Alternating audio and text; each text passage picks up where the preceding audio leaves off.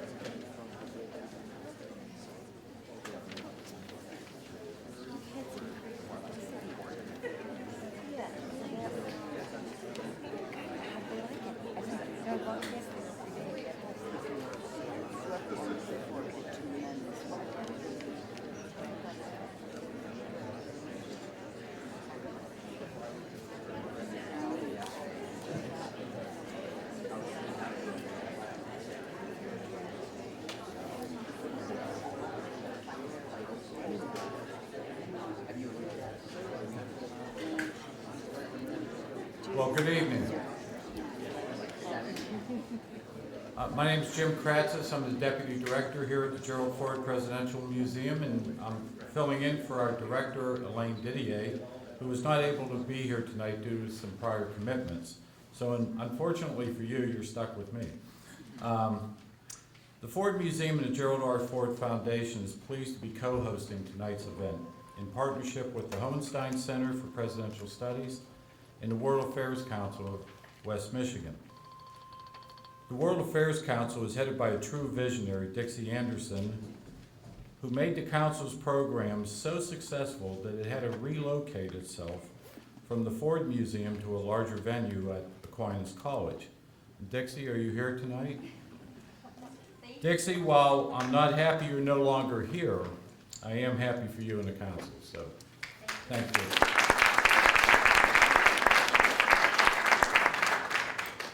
The Ford Foundation, under the leadership of Marty Allen and the trustees of the foundation, have provided the resources for public programs such as tonight, as well as the museum's education initiatives and our feature exhibits. Right now, the museum is displaying Play Ball, Mr. President, a look at the long relationship between our country's chief executives and our national pastime. And this Thursday at 7:30, we have speaking Bill Anderson, the Director of Michigan's Department of History, Arts, and Libraries. Bill is a noted baseball authority as well as an author on the Detroit Tigers. And in case you haven't heard, the Tigers seem to have done pretty well this year so far. And yesterday, the museum celebrated its 25th anniversary. And we have a great list of speakers lined up this fall. Well, thank you.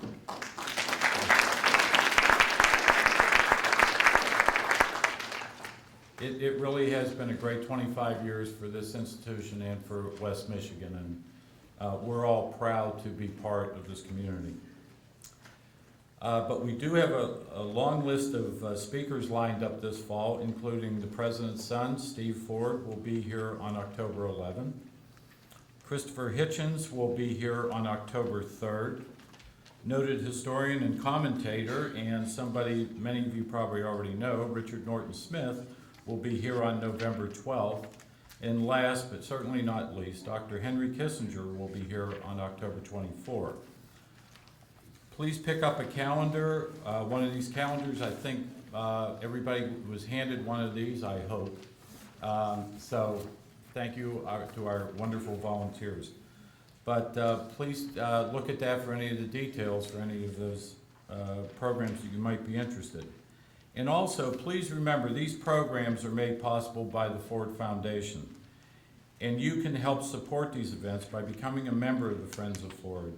And these brochures are available at the front desk as well.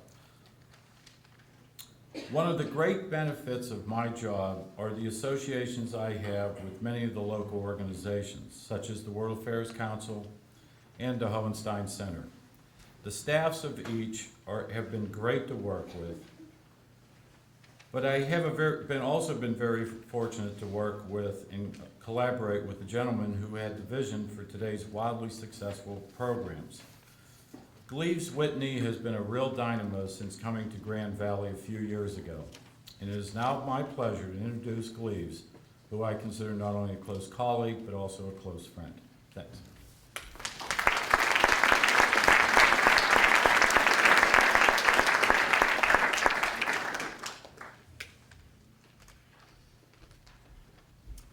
Well, thank you, Jim, for a very warm introduction. I really appreciate that. And Jim didn't mention this, but this auditorium that you're sitting in is the site of a lot of Americans, new American citizens. This is where the naturalization ceremonies actually take place, my understanding. And today, since we've been talking about immigration out of Grand Valley and the Allendale campus, some 302 groups, 300 people were in this auditorium becoming Americans today. So I just think that's a neat landmark right there.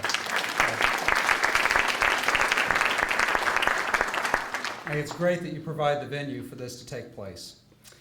Well, it is my honor also to carry forward a tradition of this partnership with the World Affairs Council, the Gerald R. Ford Foundation, Library and Museum, and we're very happy to present tonight's speaker. Marcelo Suarez Orozco is the Courtney Sale Ross Professor of Globalization and Education at New York University. He is also co-director with his wife Carola of Immigration Studies at New York University. He is the author or editor of 20 books, including Children of Immigration, which came out in 2001. And there are many other books, and I urge you to go to Amazon.com and take a look at all the different books on immigration that he has written. It is very, very impressive. Professor Suarez Orozco became a tenured professor of human development and psychology at Harvard in 1995 and was later appointed the Thomas Professor of Education and Culture. In 1997, he co-founded the Harvard Immigration Projects and began the largest study ever funded in the history of the National Science Foundation's Cultural Anthropology Division. Professor Suarez Orozco lectures widely throughout the world. In 2005, he addressed the UN Secretary General's first annual Global Colloquium of University Presidents. In 2004, he delivered a keynote for the Mexican Foreign Minister and the Vatican's Pontifical Academy of Social Sciences. And in 2003, he was invited by the U.S. Embassy in Germany to lecture throughout Germany. He was educated in public schools in Latin America at the University of California, Berkeley, where he earned an AB in psychology and an MA and PhD in anthropology. Now that's the stuff from the standard bio. Talking to Professor Suarez Orozco this evening, a couple of other things I just wanted to mention before I turn the podium over to him. First of all, I found out that on Friday he is going to receive the highest presidential honor that can be awarded by Mexico. He is going to get the Order of the Aztec Eagle from the Mexican government, which is recognizes all of his achievements in helping us understand the dynamics in North American immigration and his humanitarian work. And also, I started to ask him about his name, Marcelo, because some of my staff were trying to call him Marcello. And so we were talking a little bit about this. Marcelo Suarez Orozco. He's originally, you see, from Argentina. And I did not realize this before this evening, but in Argentina, the Italians are the largest ethnic group in Argentina. So Marcelo gives a hint about his Italian background. The Suarez is Castilian Spanish, and the Orozco is Basque, which of course is not really Spanish, it's different. So right there you have a melting pot in his name, which is interesting. So then he comes to the United States as a boy, and gets his education here, as I indicated. And now he lives in Brooklyn Heights, surrounded by Swedish and Norwegian Lutheran churches. And I asked him, well, what's the neighborhood like now? And he says, it's very cosmopolitan. So with that introduction, we have right there a very cosmopolitan man. Ladies and gentlemen, please greet the cosmopolitan Marcelo Suarez Orozco.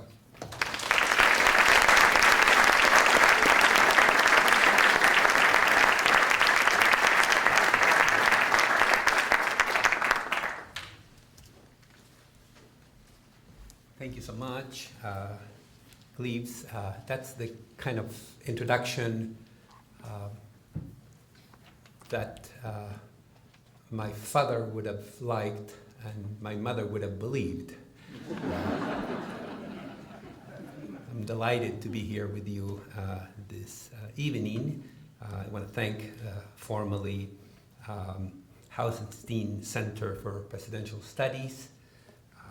I want to thank the Gerald Ford Museum, and I want to thank the World Affairs Council of Western Michigan for your kind invitation to address this evening a topic that I have been studying in a scholarly idiom now in the third decade.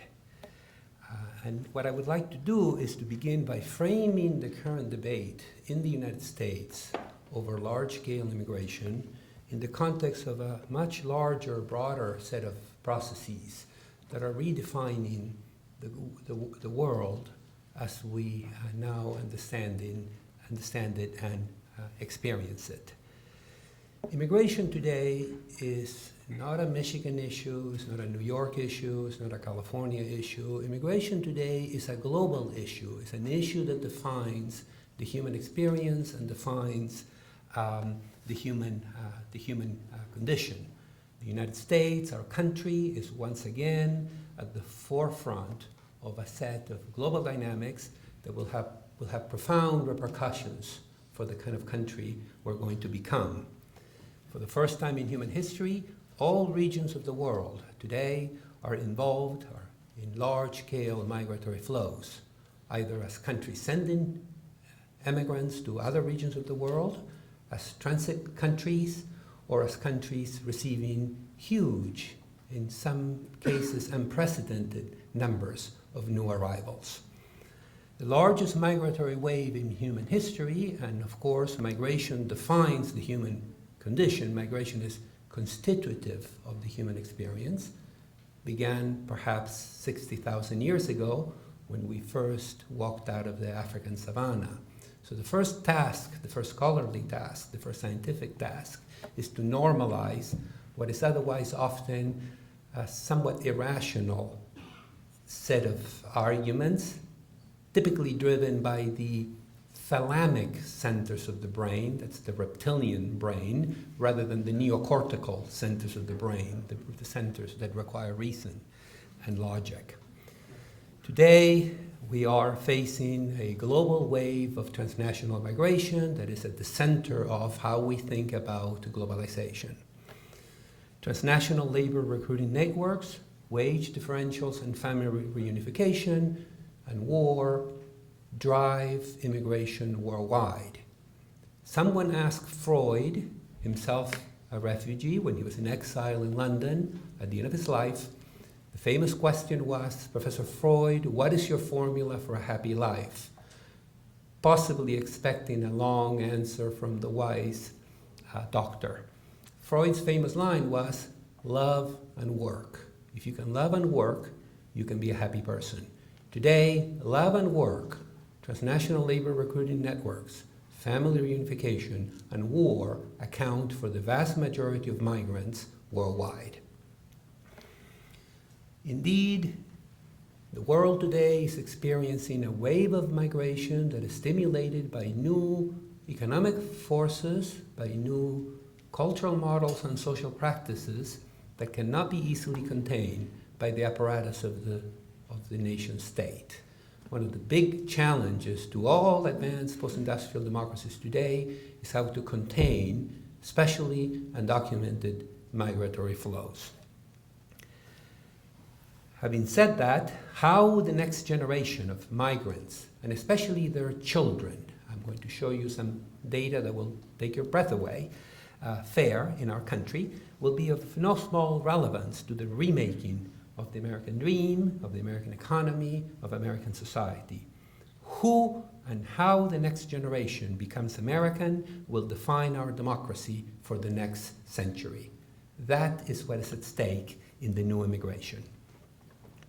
But immigration is not only a US phenomenon, even though arguably we are the only advanced, or maybe one of a handful of advanced post-industrial democracies in the world, where immigration, as I'm going to show you tonight, is both history and destiny. Immigration is at the very foundation of the cultural narrative of the nation. At the same time, immigration will redefine the character of our economy and of our society in the years to come.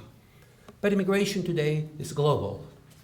According to the United Nations Population Division, there are probably now closer to 200 million migrants worldwide, and this is redefining the European reality. In fact, the argument I'm going to make is that in Europe, other than immigration, all the other fundamental problems that Europe will face are fundamentally banal. The most important task Europe will face moving forward, because of the data I'm going to show you, is how will it manage this wave of immigration. We've seen it in Leicester, has now become the first European city with a non-white majority. Frankfurt today, I was recently giving a lecture tour in Germany. I discovered the Speaker of the Bundestag told me it's now 30% immigrant. Rotterdam, the largest port in the heart of Europe, is now 45% immigrant. Amsterdam will be, in less than one generation, 50% immigrant. Sweden is a very, very fascinating country. I was recently in Sweden, and Her Majesty Queen Sylvia was in the audience for my lecture on global migration. Sweden sent 1 million immigrants to the New World 100 years ago. Today, Sweden has 1 million immigrants among its citizens. And that, in some ways, is the tip of a much, much complex iceberg. China alone today has in excess of 150 million migrants moving from the rural hinterlands of China into the coastal cities in the context of the Chinese insertion into global capital production and distribution of goods and services. In our country today, we have the largest number of immigrants in the history of the United States. Since 1990, about 1 million new immigrants per annum have come to our country.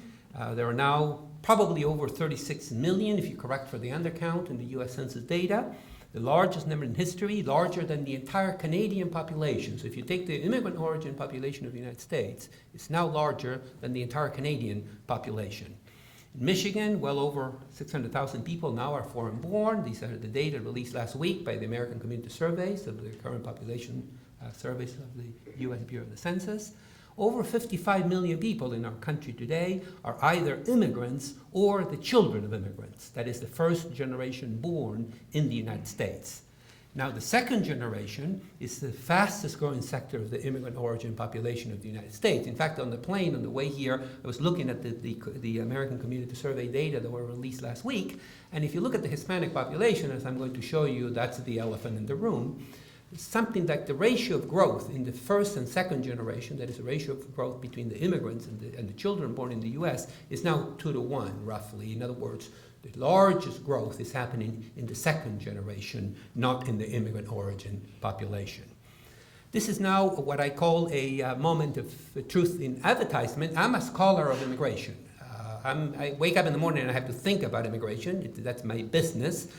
So the more immigration there is, the better for me, because the more papers I get to write, the more books I get to write, the more lectures I get to write, and so on and so forth. But the point that I want to make is that in the year 2002, for example, there were 6.3 billion people on Earth. Today there are 6.5 billion people on Earth. In the year 2002, there were 175 million immigrants. Today there are close to 200 million immigrants. You do the math.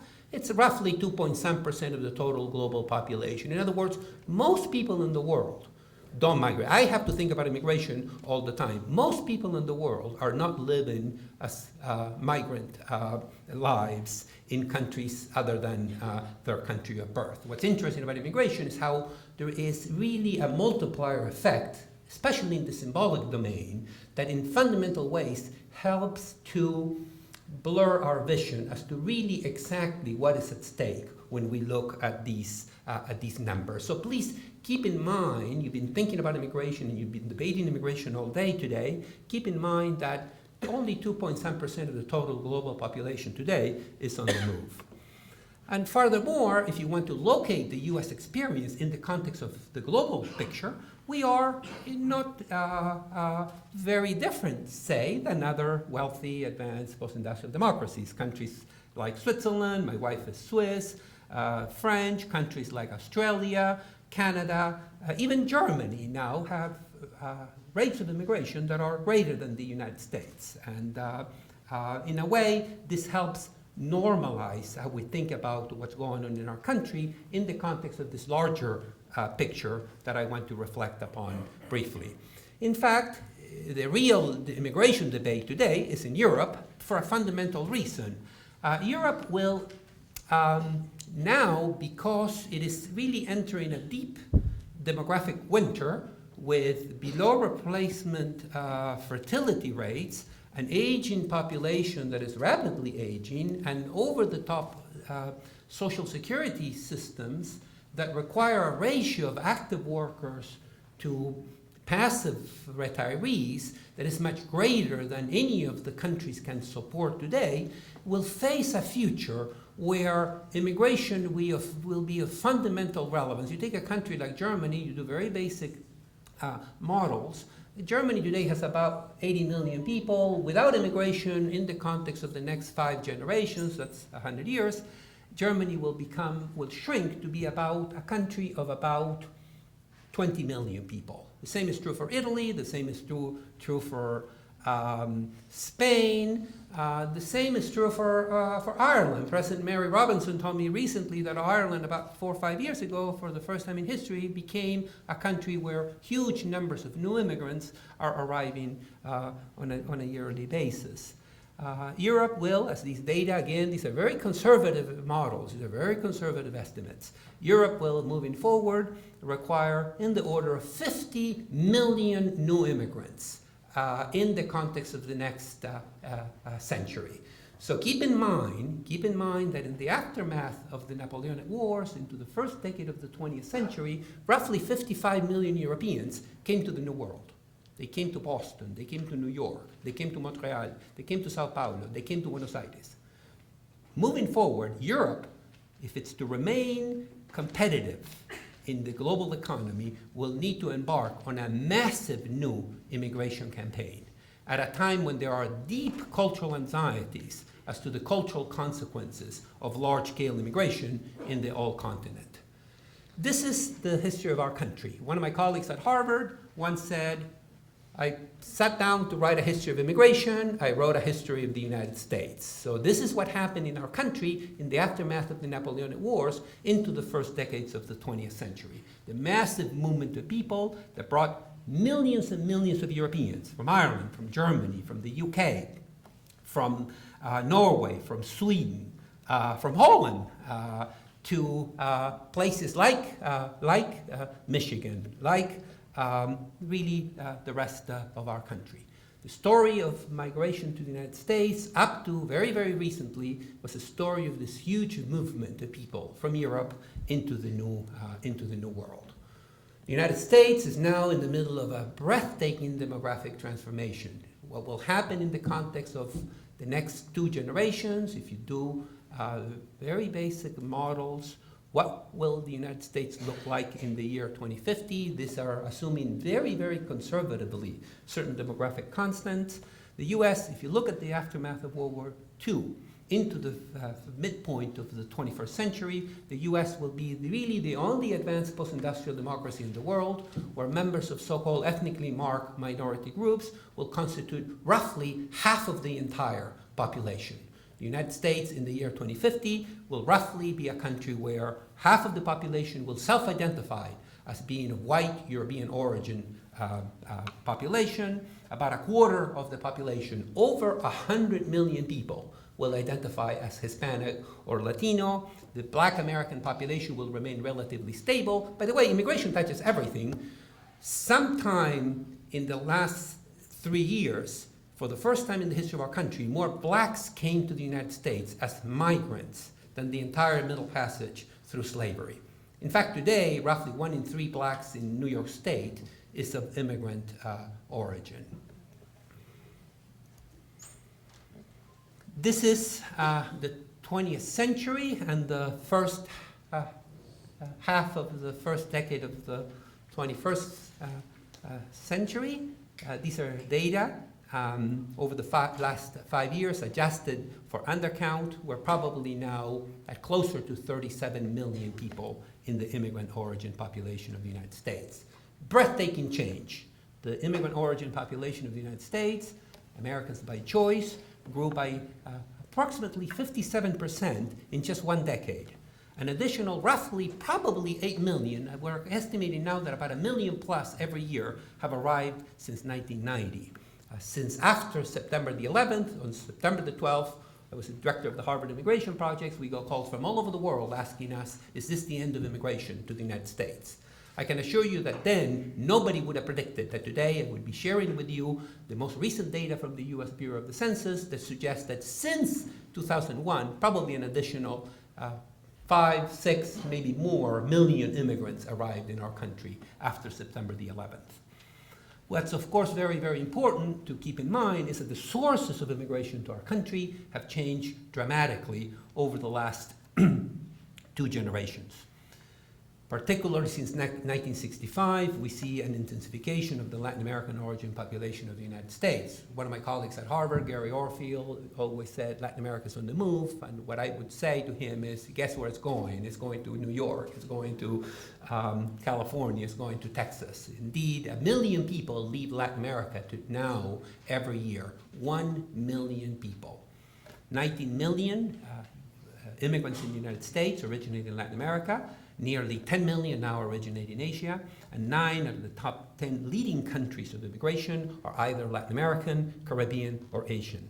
Approximately 1/3 of the foreign-born population of the United States is Mexican, and 53% is of Latino or Hispanic origin. That's the elephant in the room. It's really the Latinization, the Mexicanization of the migrant flow that requires us to consider just how is the new immigration, just how are the new Americans different from the Americans of a century ago when we were also facing a large wave of immigration. These are the data for the current population survey. Over 53% of all immigrants now originate in one region of the world. Look at the decline in terms of European. Up to 1965, over 80% of all immigrants to the United States originated in Europe. That's no longer the case. In fact, what takes your breath away, these are the shift from 1990 to the year 2000, the ratio between the leading country of immigration to the United States, Mexico, and the second largest country is now in the order of 7 to 1. So it is really the Mexicanization of migration to the United States, is the Latinization of migration to the United States that drives the new immigration momentum. By the way, the data, the American Community Survey data that were released last week suggests that there are now 11 million Mexicans. That's the difference between 2000 and the most recently available data. So who are these Latinos? Latinos, how do we locate them? Who are the Hispanics? Hispanics are old Americans, they're new Americans, they're doubly Americans. Any systematic attempt to examine worldwide migration dynamics today has to look at the US experience for the claim I made earlier. We are the only or one of a few, maybe less than 2 or 3, advanced post-industrial democracies where immigration is the history of our nation, but it is also the future of our nation. So anyone interested in my field, in the field of immigration, has to look at the United States as a point of reference. And by looking at the United States, you have to locate the Latino, the Hispanic piece at the very center of that experience because it's driving the new immigration. Second, any systematic attempt to examine the Hispanic population of the United States has to have immigration at the center for a very simple reason. Today, 40% of all Hispanics are foreign-born. 40% of all Hispanics are foreign-born. On the other hand, as I used to tell my students at Harvard College, I used to teach a course in an auditorium very much like this. Spanish was spoken in the United States, of course, before John Harvard founded Harvard College. So in a way, Latinos are very new, but also Latinos are a part of the national, of the making of the nation. Just sit with a map and look at the names of our states and of our cities, and there you have an X-ray, a linguistic X-ray of the archaeology, the cultural archaeology, the immigrant archaeology of the nation. any systematic attempt to understand the United States today has to have Latinos at the center. Here I concur with my colleague Sam Huntington at Harvard. That's the only thing I agree with him in that book. It's what we call a data-free book. But other than that, I've told Sam this over dinner, so I'm not saying anything I haven't said to him. So I agree with his main claim that to understand the U.S. today, you have to understand the Latino piece. I also think, for reasons that I'm going to show you shortly, if you want to understand Latin America today, you have to understand U.S. Latinos. Latin American history today is being made in the streets of New York. It's being made in the streets of California, of Los Angeles. Any of the major cosmopolitan global cities of the United States today are making history in Latin America for a reason that I'm going to show you shortly. Latinos are now, of course, the largest ethnic group. Latinos, of course, are not a racial group, so they're white, they're of white European origin, they're of African origin, they're of native origin, and a mestizaje of all the groups together. There are now over 41 million Latinos in the US, more than there are people in Spain, more than there are people in Colombia. When the Prime Minister of Spain read one of my books, they invited me to give a lecture on the fact that there are now more Hispanic people in the US than there are people in Spain. They felt that that was really just mind-boggling from their point of view. But there's more people than in Colombia, than in Argentina, than in any other Spanish-speaking country except for Mexico. Of course, this will be the future of our country because of the structure of the new birth cohorts in the United States, differential fertility patterns between different groups. In fact, today, 1 in 6 babies today, born today, have a Latina mother. I was recently in California delivering a lecture, and I was told that now Maria is the most common name given to newborn baby girls in the state of California. And for boys, Jose. So Jose and Maria are the two names that you all should be pronouncing because it's the future. By the year 2050, the US will have over 100 million people that will trace their descent to the Hispanic, Spanish-speaking world. And this will have profound, breathtaking implications for our economy, for our society, not only in our country, but also throughout the world. The Latino GDP today is roughly $700 billion. It's now larger than the GDP of Spain and Mexico, which really should take your breath away. In other words, what that means is that 41 million Latinos in the US produce more wealth than 100 million people in Mexico or that the entire Spanish population. So for my colleague Sam Huntington, Hispanics are a problem. Hispanics are making so much money, and they're moving up the socioeconomic hierarchy, although there are domains to be worried about. So that today, for example, every million Latin American immigrants in the United States are sending back home in excess of $1 billion. Per each million immigrants in the United States, $1 billion gets sent back to Latin America. By the year 2010, it will reach $1 trillion. So this is a fundamental question. But having focused on the Hispanic piece, I want to claim that what we're seeing today is much, much more complex and diverse than just that. Immigration to our country has never been more diverse.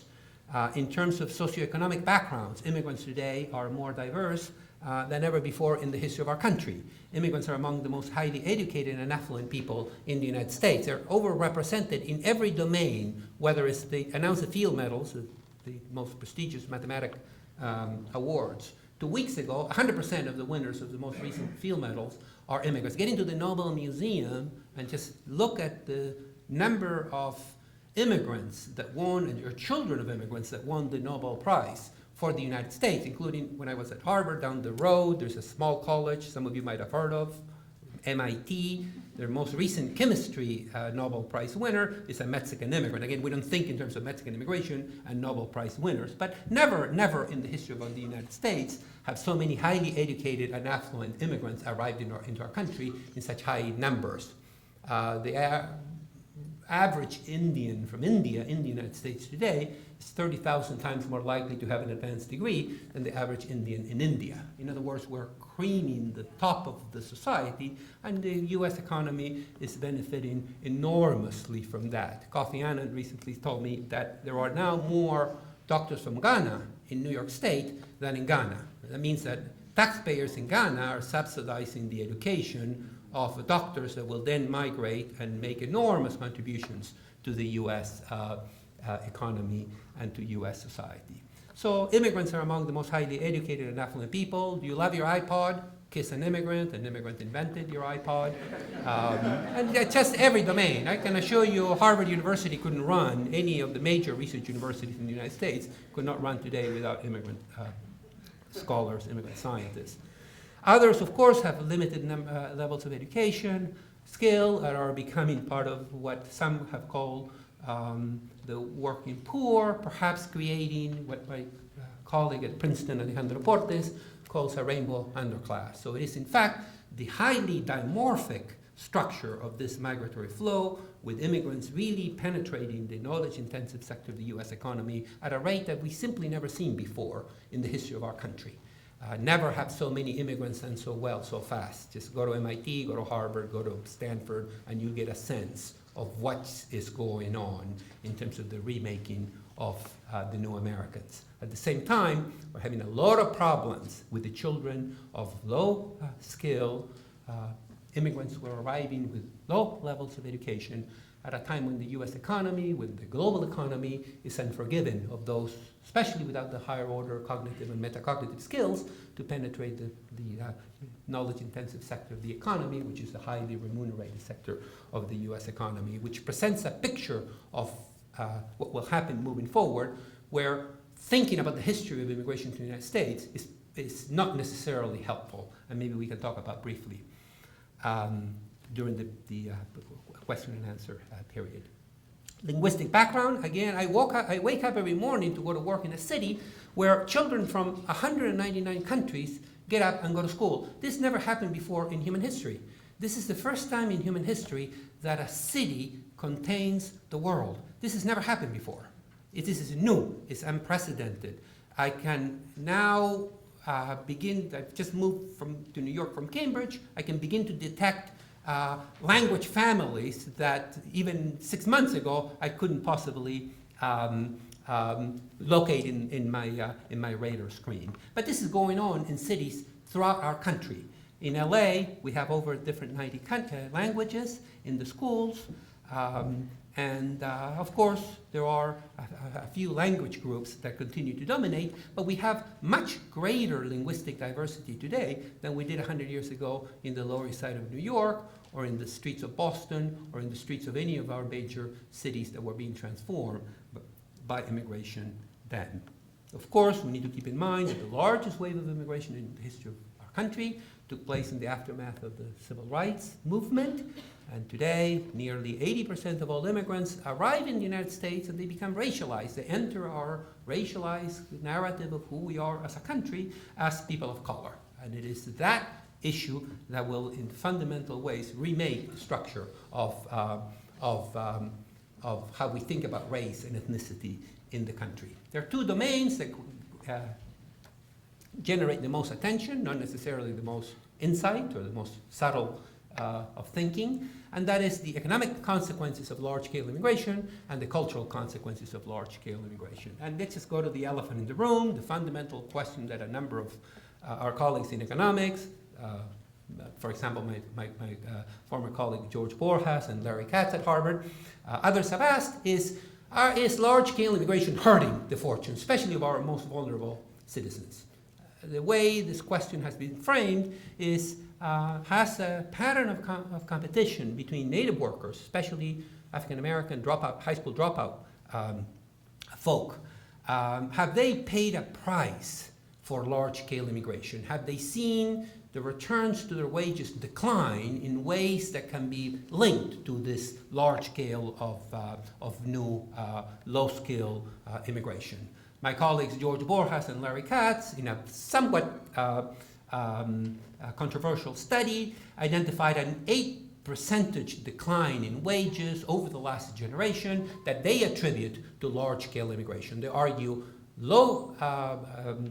high school dropouts that are either third or second generation Hispanics, US citizens that is, or African Americans have paid a penalty in the order of according to some formula, it's closer to 2%, according to some studies, it's closer to 8%, but let's just give them the benefit of the doubt here and use the 8%. Other economists, for example, another immigrant economist, by the way, this time from Canada, Professor Hard at Berkeley, argues that many of these findings are in fact confound complicated questions. In fact, his research shows that the cities in the United States that had the lowest rates of immigration had the worst ratio of declines to wages than the cities that had the highest numbers of new immigrants enter the U.S. economy. This is an ongoing debate, and we can invite very eminent economists, and they will agree to disagree. My neighbor, Ken Galbraith, I think once said, this is not a science, I guess, as somebody else had said earlier, it's a dismal science. So economists will politely agree to disagree, but the preponderance of evidence, as I'm going to show, will suggest that immigration will not make or break the US economy, and I'm going to show that data shortly. The second domain of concern and debates is over the fiscal implications of large-scale immigration. Do immigrants consume more in terms of services than they contribute to the US economy? And here, the structural tension between states and localities and the federal government. The federal government keeps the lion's share of the tax-generated revenue by immigrants, by the way, including undocumented immigrants. It's estimated that each million undocumented immigrants in the US labor force are contributing in excess of about $1 billion in unclaimed Social Security monies. This is money that is paid into the system, but nobody really reclaims. And we have about 6 million undocumented alien workers in the US economy today. Last year, there were about $6 billion in unclaimed funds, most likely from undocumented immigrant workers that are in a way subsidizing the Social Security system by their labor. But the fiscal implications of large-scale immigration have to do with this tension. You can't have it both ways. You can't have an economy that is increasingly addicted to immigrant labor and not be, as a society, willing to pay the price and pay the items, especially the education of children, that will be required moving forward. You can't have it both ways. You can't have large-scale immigration and not face the fact that services will be needed. Another set of domains and claims has to do with our immigrant workers today progressing over time, or is there a declining quality problem, in the words of my former colleague George Borjas at Harvard. In other words, are immigrants today likely to follow the path of the earlier immigrants that came in huge numbers in Boston, in the Lower East Side? Will they follow the trajectories of the Italians, the Irish, the Germans, the Dutch, the earlier waves of immigrants, or are we going to have a kind of a permanent underclass phenomenon where we are, in a way, again to use another term from my colleague George Borjas, importing poverty, permanent poverty? In fact, what the data show is that we have a tremendous structural segmentation in the US economy, and we have tremendously diverse fortunes in terms of the paths, in terms of the trajectories new immigrants are taking. But beyond the more myopic internal domestic issues, the fundamental question that we need to ask is, are immigrants today redundant in advanced post-industrial economies? Do advanced economies need immigrants the way, say, a Fordist economy, an industrial economy needed immigrants 100 years ago? Or are they really kind of a leftover, an anachronism to an earlier era?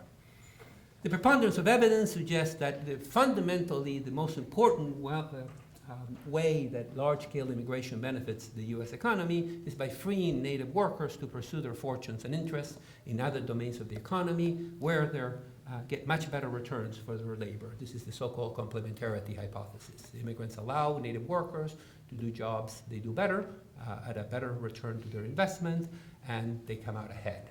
Second way the U.S. economy today benefits enormously from immigration is by injecting huge amounts of free human capital into the U.S. economy. It's estimated by some to be in the order of $50 billion. This is the doctors from Ghana. These are the computer scientists from India. These are the nurses from the Philippines. These are the doctors from Jamaica. These are the professors from Argentina that get educated elsewhere. Although I got educated at Berkeley, I have to say. I'm very grateful for my Berkeley education. And immediately begin to work and be productive in the U.S. economy. So it is really through these two mechanisms, the mechanism by which they free native workers and the mechanism by which they inject free human capital of exquisite caliber in many cases. Fundamental arguments that have been that have unfolded in the context of understanding the economics of new immigration is, are we in fact having a brain drain problem where immigration is compounding fundamental problems in the third world? When more doctors from Ghana come to the United States and stay in Ghana, we have to ask basic questions about what are we doing globally in the context of these selectivity dynamics in large-scale immigration. Beyond that, of course, remittances and the post-nationalization production, distribution, and consumption of goods and services is transforming global migrations and global economies today. Remittances, these are IMF data. Remittances to developing countries have been rising steadily over time.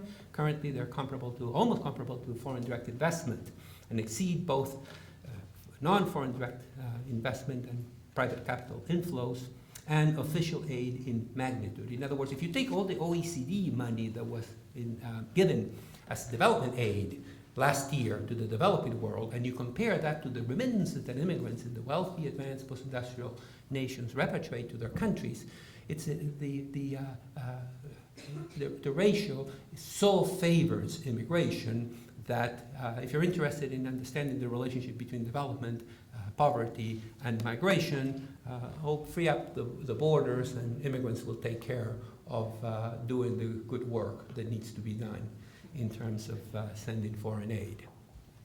For countries like India, countries like Mexico, countries like the Philippines, Egypt, and Turkey, this is very, very important. But what really should take your breath away is that for some regions of the world, up to a quarter of the entire GDP gets produced by a very, very small number of immigrants overseas. So it is really the investment, these immigrants in a way represent the lungs that kind of circulate the oxygen that gets to metabolize economies in these countries in the developing world. And of course, most of the money comes from the United States, Saudi Arabia, Switzerland, Germany, and France. Beyond the economic debates of immigration that in fundamental ways are underwhelming because the preponderance of evidence suggests immigration is a net positive gain in the order of possibly $1 to $10 billion in a $12 trillion economy, that's not going to break nor make the US economy, if you want to be rational about it. Then we need to ask ourselves, what are the cultural implications and considerations of large-scale immigration?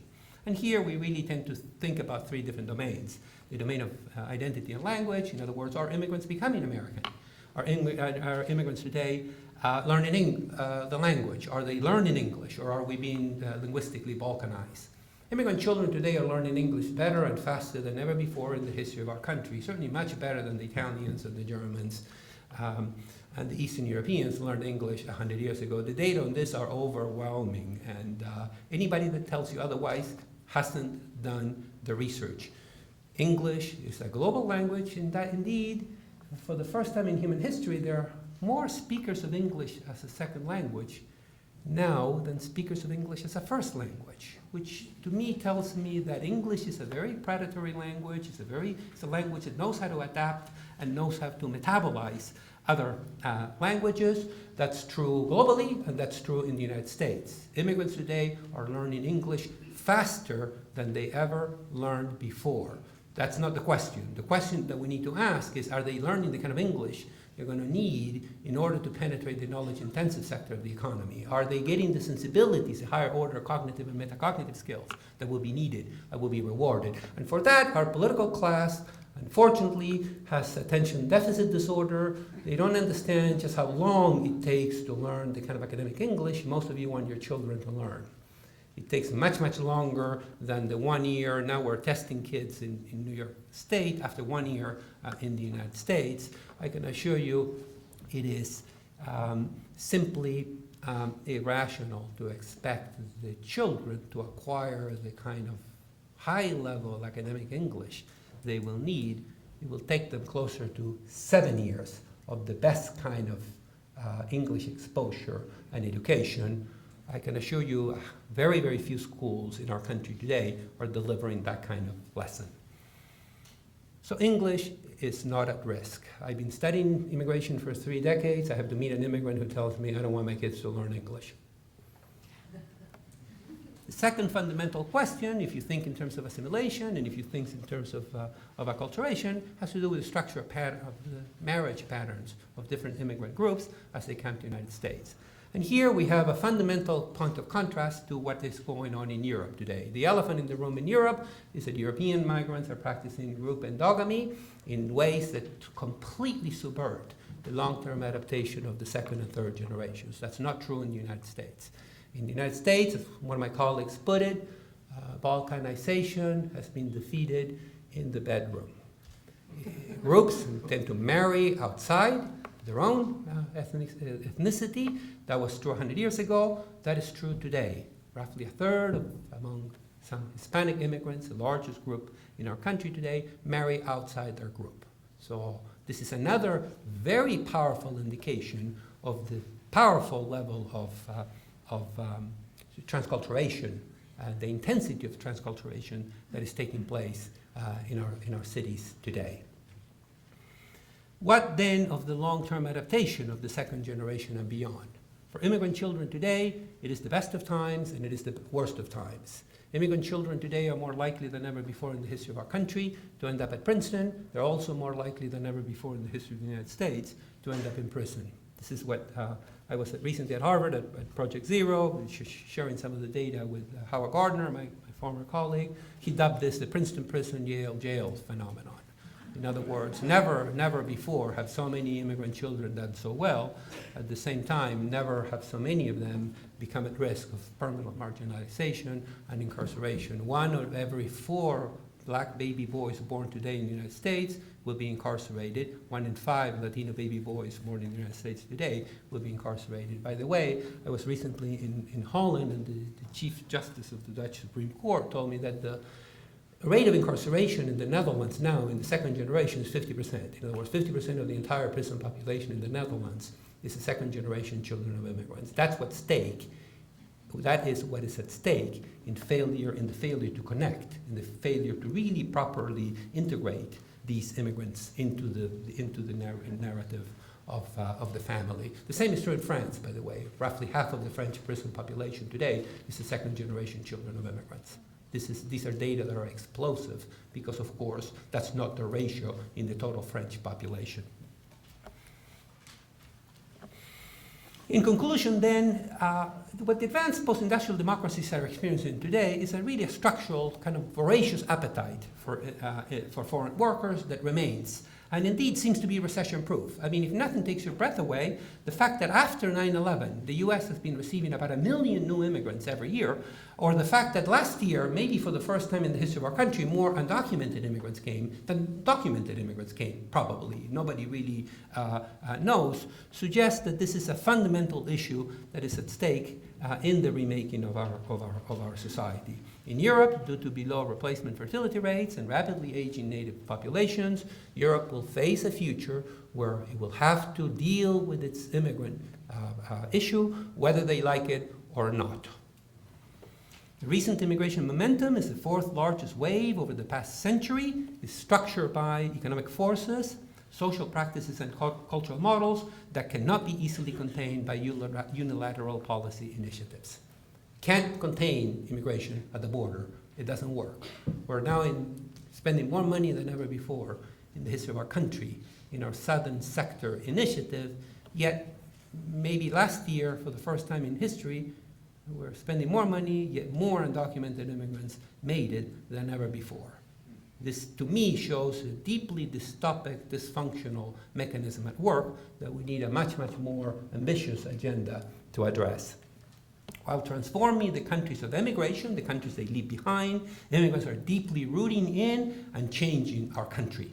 While they make huge progress, again, as I mentioned earlier, each million immigrants in our country today repatriates about $1 billion back to their country, the country of their birth. There are serious concerns in regards, especially to the schooling and long-term patterns of adaptation in all advanced post-industrial democracies when it comes to the second generation. In other words, what will happen to the children? Will the children, in fact, become Americans in spirit, in law, in ethos? The question of who is an American is too important a question to leave it to the politicians. To paraphrase Harry Truman, it requires a national conversation. In the context of a 12 trillion US economy, the preponderance of evidence indicates that immigrants, quote, generate net economic gains on the order of $1 billion to $10 billion a year. This is the most definite study by the National Research Council, the research arm of the US Congress. Again, in the context of the largest economy known in human history, it's a modest, relatively small plus. Immigrants are not going to make, nor are they going to break, the US economy.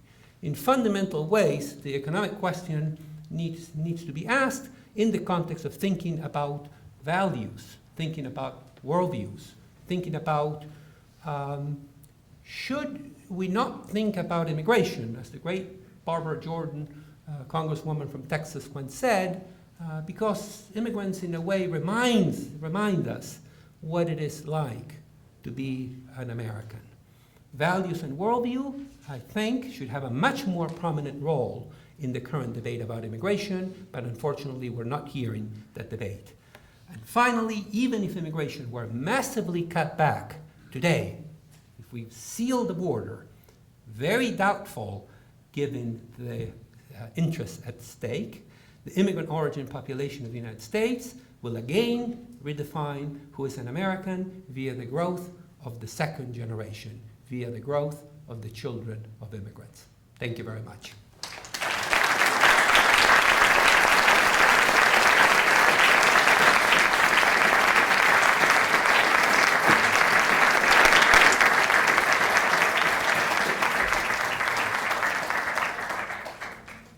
Please, wait. Q&A. Please, if you have questions. Okay. One at a time, please. Yes, sir.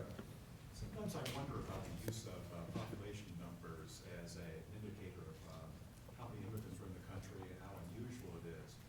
I wonder if the growth of the U.S. immigrant population you showed in the bar graph would transpose just over the growth of U.S. population in general. There are more immigrants in the United States now because there are more people in the United States now. And I think perhaps we should look at it in terms of more percentages. What we have 12.3% foreign born in the United States now. It has been higher than that.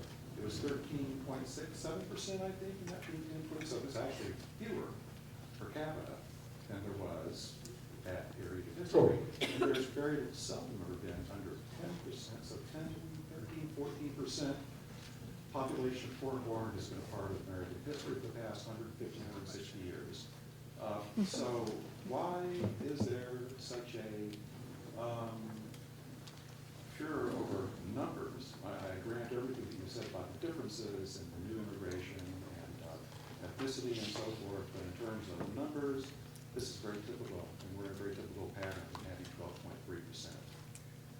So do you think that numbers are being used in order to sensationalize, perhaps, immigration and to make people very afraid? Thanks so much for your question. Yes, I mean, as I said at the beginning of my presentation, we and a handful of other countries have seen this before. It's part of our history. It's part of our destiny. Every turning point in the making of the American narrative has immigration that is very central, whether it's the arrival 20,000 years ago, the original native peoples, whether it's the earlier explorations 500 years ago, the Europeans, the English, the Swedes, the Spanish, whether it's the great involuntary movement of African slaves to our country, whether it's a great movement of people in the aftermath of the Napoleonic Wars into the first decade of the 20th century, or whether it's this new wave of immigration. This is in the archaeology of the nation. This is the archaeology of the nations, the story of the movement of peoples, and the remaking of the project and the promise of democracy. The numbers they're big numbers.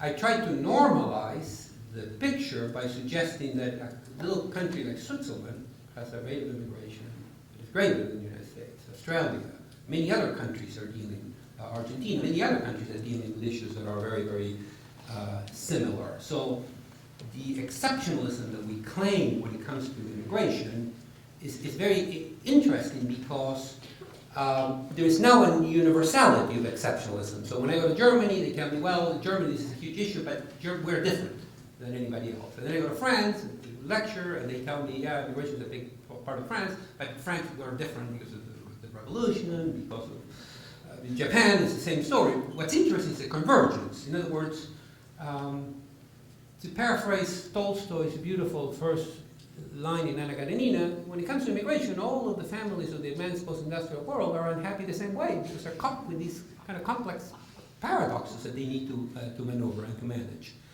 Now, having said all this, I'm an empiricist. I believe in numbers. I think the numbers are interesting. They can help you tell a story. I don't think they tell the whole story. I think the numbers need to be normalized and they need to be rationally engaged. So we're at the moment, in terms of absolute numbers, at the largest moment of US history. In the 1880s, the rate of immigration was much greater than it is today. It's much greater in certain cities than it is today. New York, I mean, the paradigmatic cities of immigration. So I concur with you that this is constitutive of the human experience, not only the US experience. Immigration makes us who we are as a species. I'm an anthropologist by training.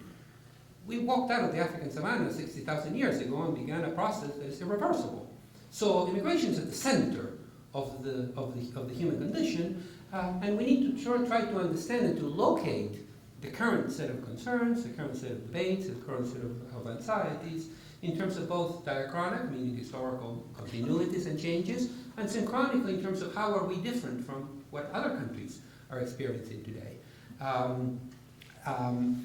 I think that the mystery is why, given that the rates, 2.3% of the total global population is immigrant today, it lives in countries beyond the boundaries of where the folk were born, why is it that no matter where you go, front page newspapers, no matter what country you go to, immigration is in the front page. I think that it's interesting the amplification that immigration has, qua the general reality, as I said, the U.S. economy is a huge economy, and what immigrants are doing or not doing to the U.S. economy is relatively marginal. My colleagues in economics hate when I say this, but the data are overwhelming on this issue.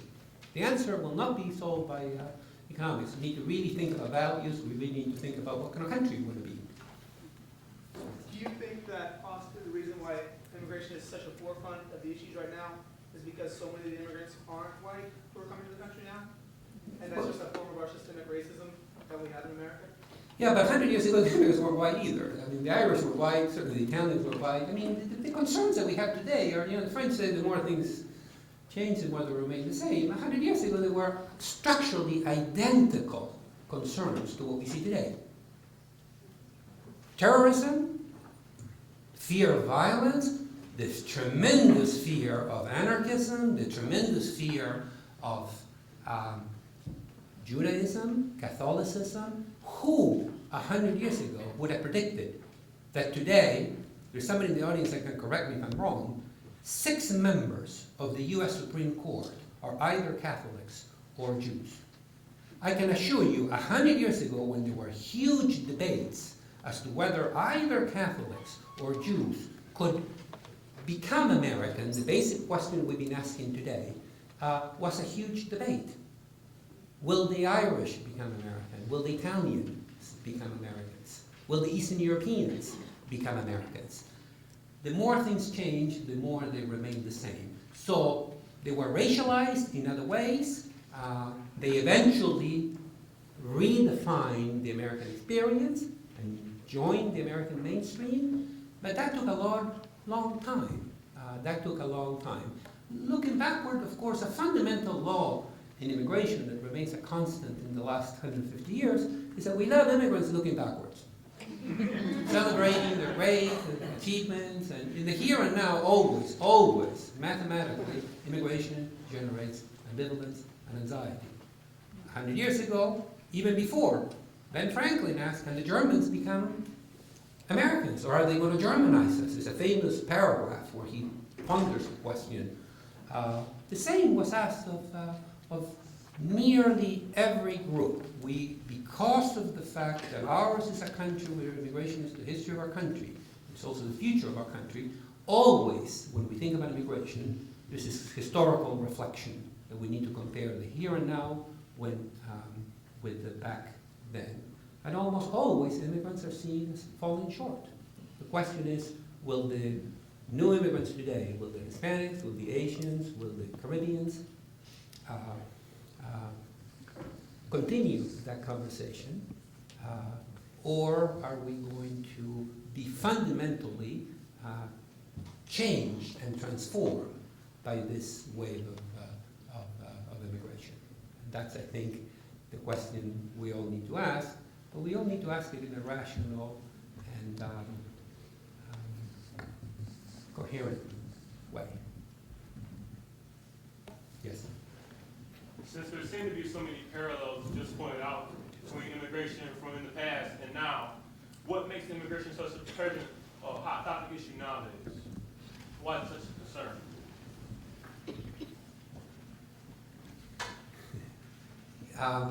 You need a neuroscientist to answer that question. I think that really has to do with the thalamic structures of the reptilian brain. It's very, very easy to mobilize affect and mobilize the passions. I think that's why it becomes such an easy topic to sensationalize and to debase. I think that there are genuine concerns. There are genuine concerns, especially about undocumented immigration. Clearly, we have a dysfunctional system. We have a system that doesn't work. We cannot have a third of the immigrant origin population in our country without papers. Today, 3 million children are in our country without any legal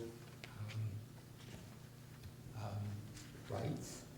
And we have to ask, is there a tipping point? Can a democracy absorb such large numbers of undocumented immigrants without really permanently creating a caste-like segregated society where, because the preponderance of evidence suggests that most of these immigrants here concur completely with the president when he said it's impractical, we're not going to round up people and send them back to their country, can't be done, that we really need to ask fundamental questions about how do we manage that issue. Other than that, I think that a lot of the anxieties about immigration have to do with the fact that it's a topic that, again, because of the structure of the evolution of the human brain, is very easy to manipulate. I have a question. How useful is really the terms Latino and Hispanic in this whole debate? This morning we had a panel of immigrants which clearly show that the question, who is a citizen, it's a dual process, not only of becoming a citizen, technically and legally, but also a process of becoming an American. And your statistics, and in many panels, there's always a spot missing of about 4 million Hispanics that are counted in those numbers that are American citizens by act of war. These are the Puerto Ricans. So in this case, for example, how useful is this concept when, in Puerto Rico, for example, my family are Basque, Catalan, and one grandfather who is Italian. And you have a mixture of European whites, Germans, Irish, Italians in Puerto Rico. You have Africans, you have some descendants of natives, and some of mixed race. However, in the statistics, Hispanics get all lumped into this racialized concept that I think it's really more of an American construct than the reality that it portrays when most so-called Hispanics that are coming to this country at this very moment tend to identify themselves more by the country of their origin than as Hispanic as an ethnic or racial group. So in that sense, how useful is this concept? Yeah, I mean, that's a complex statement. We did a monster book called Latinos, and after I finished that book, I'm more confused than ever before what Latinos are, because as you said, the complexities are breathtaking. The largest African population in the Americas is, of course, in Latin America, it's not in the US. So these are US Census data categories. You see, Max Weber's famous definition of the state is the state has the monopoly over the legitimate use of violence. States create boundaries, both external and also internal, and they manage people, they classify people, and these categories are complex. They're products of social, legal, cultural struggles, and that have a tremendous relevance in the everyday life of peoples, but that are very, very complicated from a strictly scientific or scholarly point of view, as you suggested. So I guess the only thing I can add is that the obvious, which is immigration in the US, the largest wave of immigration in absolute numbers, not in terms of percentages, took place in the aftermath of the civil rights struggles. And immigrants enter a US society and culture where issues relating to race, issues relating to ethnicity have a very, very powerful symbolic and social valence that helps shape identities, helps shape trajectories and fortunes. So Latinos are indeed very, very complicated. And what's very fascinating is what's happening in our country, in the regions of the country where the binary logic of the US racial regime, the black-white question, is now deeply transformed by Hispanic immigration. I was last week in Georgia giving a series of lectures. The Hispanic immigration to Georgia grew by a breathtaking 450% in one decade. Many of the rural areas of Georgia now, half the kids speak Spanish in the schools. This is a region of the country that doesn't have a language, doesn't have a vocabulary for engage this question. So that's the American conversation. Last question in the front row here. In light of all the numbers that you've just shown us, and also in light of the panelists that we've heard today, is there any kind of ethical justification for the bottlenecking that has occurred that brings so many Hispanics into the country as opposed to people that may be on the surface more needy because they have refugees or humane reasons for coming, as opposed to purely economical reasons? Why is it okay, even in terms of race, for so many Hispanics to be able to migrate here legally and illegally, instead of, say, people from Africa or other countries, or other continents that have more pressing needs to be in a country like the U.S.? This is a terrific question, thank you. So the philosophical foundation of U.S. immigration policy has been, for a long time, people misread the record here. This is much older than 1965, family reunification. So it is really a function of the fact that Hispanics are, in a way, reuniting with family members. If you look at the data for last year, about 800,000 new arrivals came in legally. About 2/3 of them were family reunification immigrants. In other words, were immigrants that have relatives in the U.S. and through this process of family reunification, they got priority. in general, migration from Africa has grown moderately, but migration is a highly selected process. So the Africans that tend to migrate to the United States, Africans are now the most highly educated people as immigrants coming to the US. Roughly half of all Africans in the United States have advanced degrees. What tends to happen over time is that that flow becomes democratized. So if you looked at the structure of the flow of Cubans to the United States, the first generation was really the Cuban elite, like the doctors from Ghana that we talked about earlier. The elite migrates first. But then there is a democratizing process. If you look at the most recent data for, say, the Cuban case, where we've seen this now for 3 generations, it's a much more random sample of the Cuban population. They're much more likely to be Afro-Cubans, they're much more likely to have lower levels of education when you compare them to the Cubans that arrived, say, in 1959 and thereafter. So what I predict will happen is that the current wave of elite migration from Africa, too, will become increasingly democratized. For Africans, of course, there are in many cases greater incentives to go to Europe than there are to come to the United States. Having said that, I think that it is precisely those kinds of questions that address the broader ethical and values considerations that have to have a much, much more prominent place in our discussion of who should become an American. Thank you.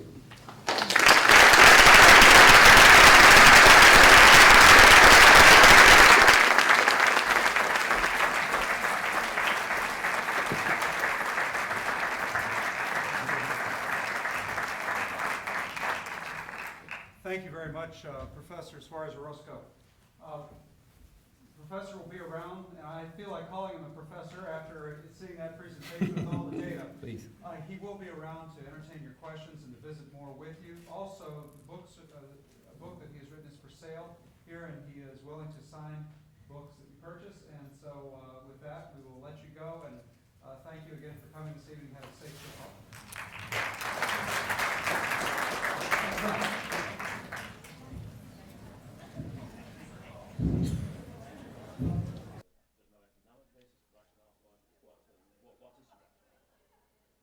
I don't necessarily think they're a therapist.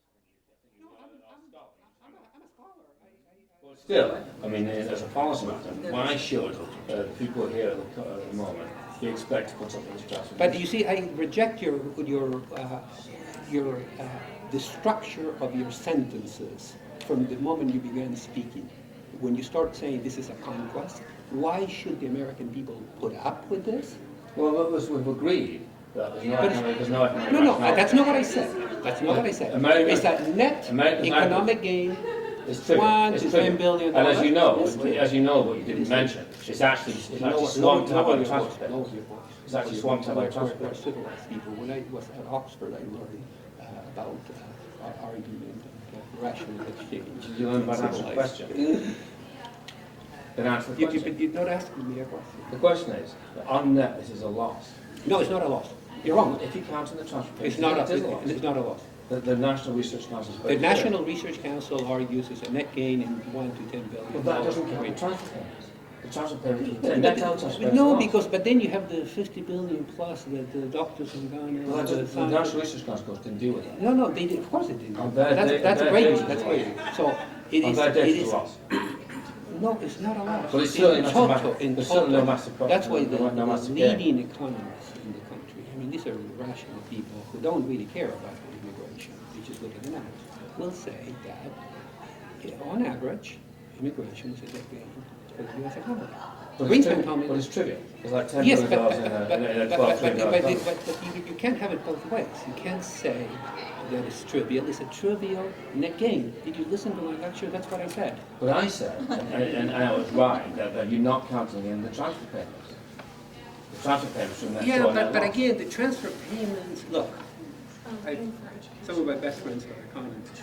The transfer payments, for example, don't deal with the fact that every year approximately $5 billion are get into the Social Security Administration from undocumented Well, they did do that that. are- It's exactly the National Research No, Council they, did no, do no, that. no, they didn't. They didn't. Well, do Nick, it. the point is that we can't make a path economically from immigration right now on that. I've said that Yeah. already. So the a number question of is, what's the political case? We would gain a lot more in education if all the immigrants came, helped us learn a second language, much less Well, a that's, third. that's, And our Don't do educational that. system could be increased, could be improved by using the skills of the immigrants that are here coming in. no, I'm not in the, you're in the That's business. what I like about You're in what I the like about business what of you stopping said. immigration. I'm not in the business of encouraging immigration or discouraging immigration. I'm in the business of. What I liked about what you said was that it really is fundamental question of political values. Exactly. It's not an ethical question at all, it's a Yeah, political well, value and- question. and But we can't get a debate at that level. We can't move it to that point. I mean, the question Maybe we that need to try harder. the lady asked there. Yeah, that was a about terrific question. Yeah, but why are we Hispanics out of the country? Because we could African accent. We can learn, understand. Okay, what's on your books? Okay, very good. Thank you. I have one question, one with Professor Joe. I'm looking at this matter of immigration. Just like a bird, those small mistakes. I mean, but languages, I mean, I don't see that. Oh, yes. on And this- I don't see a number of like, Mexican migrants to the United States. they So turn we started around the dispossession of land. Well, So yeah, I'm not saying that. I mean, how? was that, was in a sense, the United States really? But we would recognize the value by understanding and migrants to come. I think it's huge. recognize it. All I'm saying is. But if they're taking a greater portion of it, But I don't think they're taking, giving so much, and I just, my kids. And with the resultant changes, of course, in the Mexican economy with regard to the decline of agriculture. That's Spanish and English. And then all the cultures that are involved in that is so rich and so much appreciating and understanding communication We styles. see, I think, something like 200% increase in Chiapan migrants to the United States in just the last few years. What are the other educational skills which are being learned from learning to communicate cross-culturally in different ways because of these people coming together? I mean, I just think it's invaluable. Right. And that we need to, Absolutely. within the educational system, welcome. I'm not Well, talking about all the aspects. it's sad, I think, in some ways, because of the loss of traditional varieties. I just think it's an educational system to welcome people to. Absolutely. well, no, I think that's different, welcoming people who are here. And I think that's something that often needs to be addressed, but isn't with regard to this issue. Yeah, Because, oh, no, I not mean, you're willing to pay for education. I mean, in the public arena, Why should they be you know, forced? in academic circles, it is an example, but in the public arena, it's not really addressed. No. He should, somebody should He's too amazing. It's not, it's. No, he just said, no, he didn't say, he said that Well, thank you so much, I very much enjoyed the job. what they're contributing is not, they're not pushing a break to more, they're not taking one and bringing it less. They just said it's kind of a wash. He doesn't say that they're exactly, he was saying.